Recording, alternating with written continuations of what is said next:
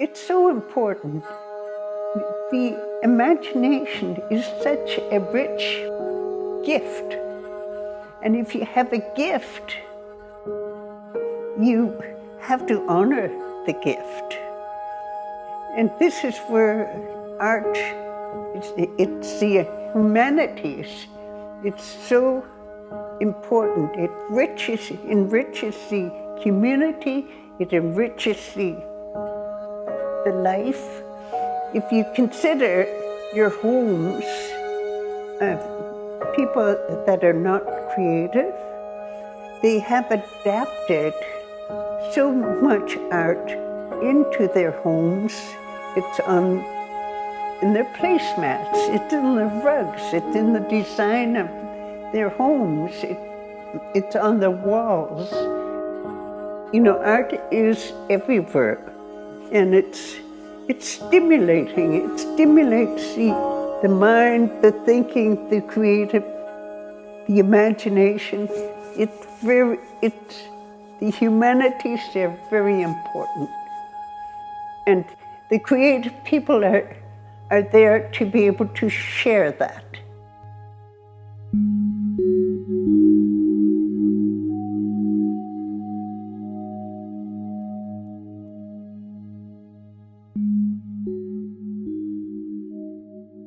Movement, it ties absolutely into the way I see my sculpture. And so that plays into the technique and the process of the sculpture. So the tactility requires a surface that's very seductive to make someone touch. And through touch, that initiates movement.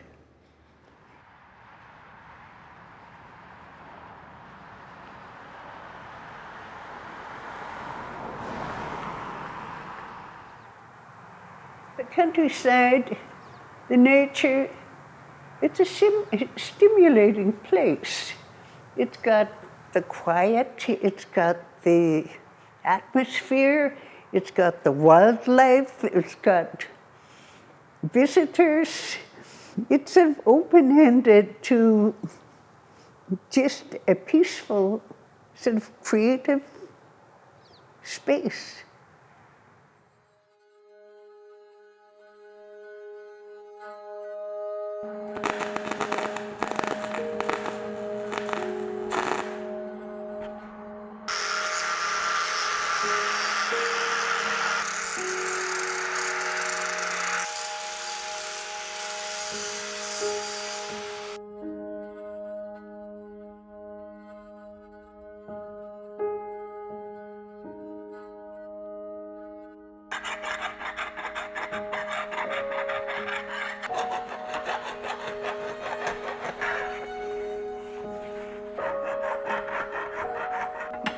I find the studio space very important because I have the freedom to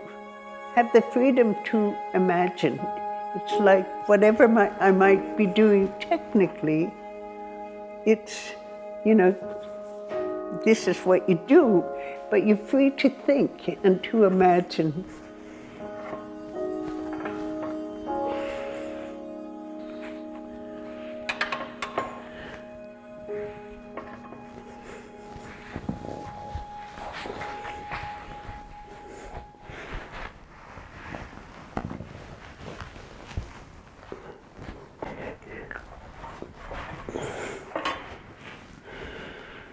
Almost there.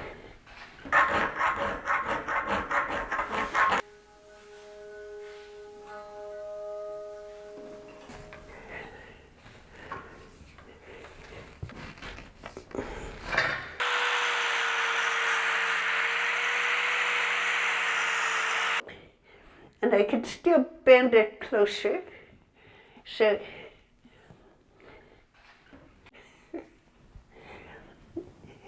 this, then I would have the bigger loop, 2, had come together with the steel in the water hose, and I could weld it here, weld it there, and then I have the bigger hoop. And then onto this, I would weld a shorter prong to be able to add this.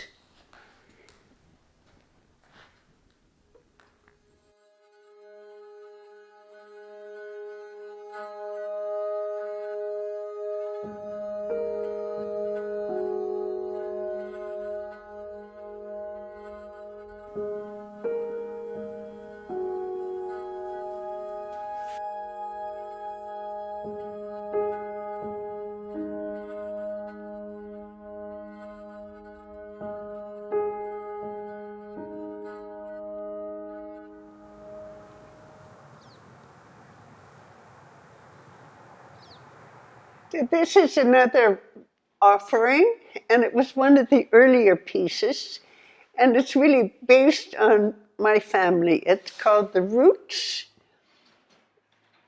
This would be the present, the house and the tree and the branches. This represents the past. So in order to, it's a combination of steel, welded steel, and cast bronze. In order to make the root sort of, I can only take a real root or branch from a tree and then have it cast into bronze. Because to just use the root, it would become dry and brittle. It would be breakable. So this root representing the root of generations of the past, and this branch had to reach all the way to the tip. And then to reemerge on the top, above the offering, the vessel. Above that is a farmhouse with 4 branches, which represents my family. My father, my mother, my brother, myself.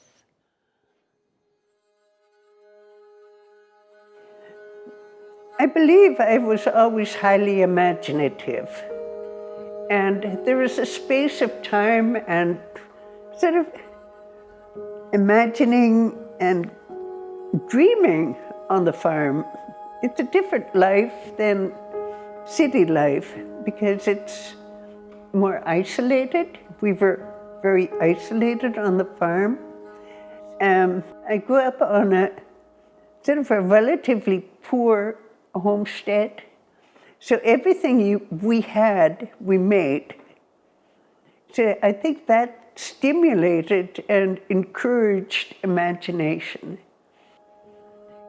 Persistence was always a strong part in my mind, and I would dream up ideas in the middle of the night, and these aspects in my imagination haven't changed.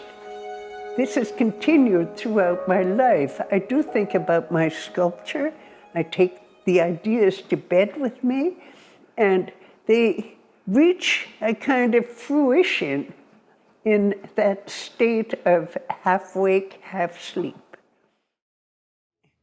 So I think in 2011, we established a foundation, and it's a Kiyooka Arts Centre, and is becoming a Alberta sculpture park. We have Alex Caldwell's, we have Ohe's, we have a Chris Eckhart. We have a number of pieces either surrounding the space around the house or in the sculpture, the 10-acre sculpture park in the front. This is a garden that goes all the way around the house. This sculpture is one that was built at Dominion Bridge by me, and it's called Mother and Turtle. And the reason for Mother and Turtle is it reminded me of the shape of a turtle. My figure period, and it's my first welded sculpture. At the time, I was working with clay, and my crackpots became columns. He said these are all individual pots with a hole in the bottom and a neck so that the individual orbs can be stacked on a pipe.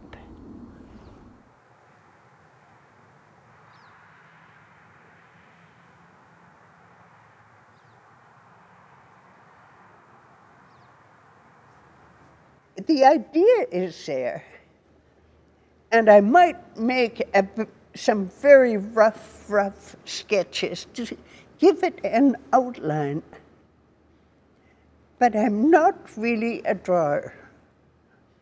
I do make collages that reflect this sculpture, but not initiate the sculpture. This became a print. This became a print. This became a print at the Doodle Tower.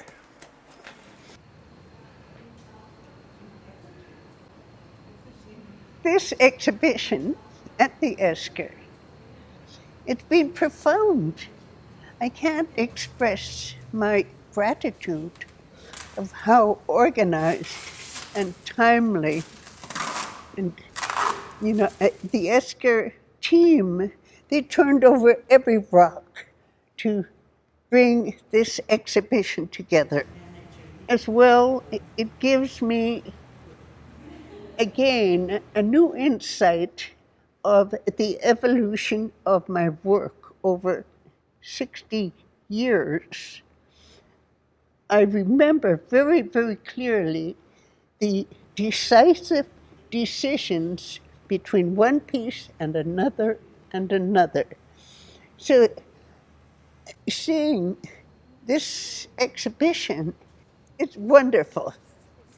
And all the work and thought that's being given into pulling all this work together.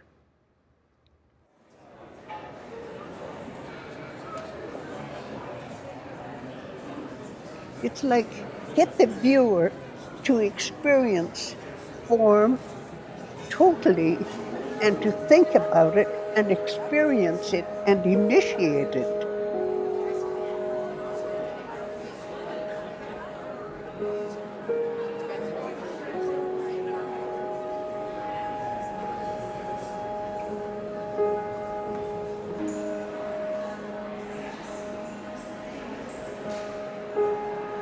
You see the work, and then there's enough of a clue in the work to stimulate curiosity and attract touch.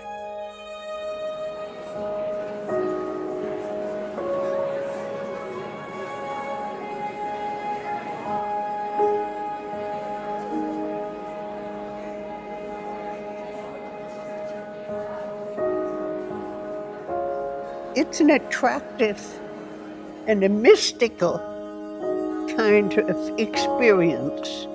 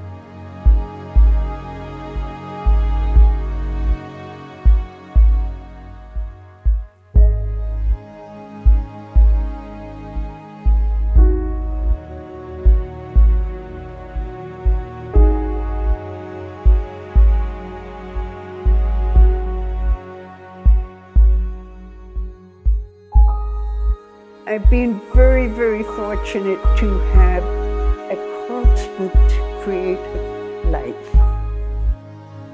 And I think that's significant. My biggest fear would be to ever stop. If you stop, you have to find a way to start because you've lost sight of where you've been.